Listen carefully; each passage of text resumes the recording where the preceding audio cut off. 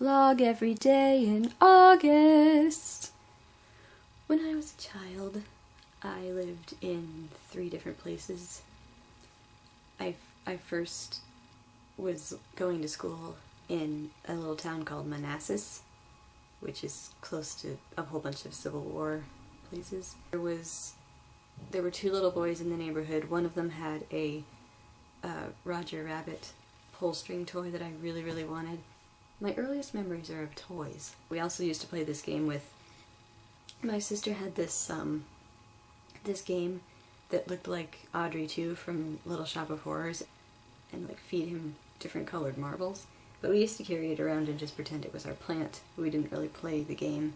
When I was really little, I used to watch David Brinkley every morning with my dad after Ren and Stimpy. Dad would make me hot chocolate milk, and we called him David Stinkley, which looking back wasn't very nice.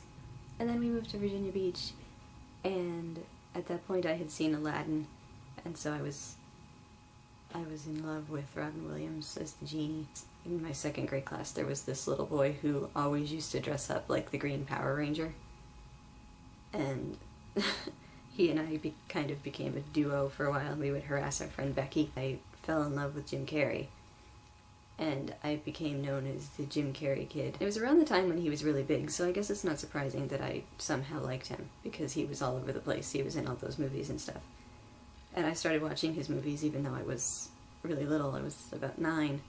My friend and I even stuck a rope in a tree, like a noose or something, and my friend said, that can be the Jim Carrey trap, so if he jumps out of an airplane we can catch him in the tree. It made no sense, but my friend Becky convinced me to dial 1-800 Jim Carrey, and I got an answering machine, so we left a message.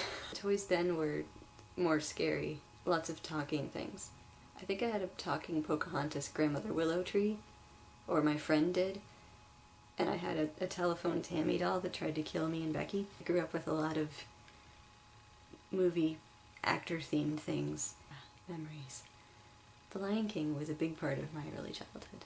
And then I moved here, and at that point I didn't really play with toys anymore, and that's when I started to like Matthew Broderick. And I saw Ferris Bueller, and that's what made me like Matthew Broderick. I was a 10-year-old and I saw Ferris Bueller. I was a strange child. I used to act out movies with my friends most of the time. We'd act out Jim Carrey movies, and we would also act out Disney movies. We acted out Toy Story with the toys from Toy Story, pretending that they could talk, and I guess that makes more sense. With some of my friends we had a whole bunch of Babysitters Club dolls, so we would pretend that they were in like a boarding school or something. But see, again, Babysitters Club. Lots of our toys were very media-fied. But at least Babysitters Club is based on book series, but I think it was also around the time that the horrible TV show was on. That was what my childhood was like. What was yours like?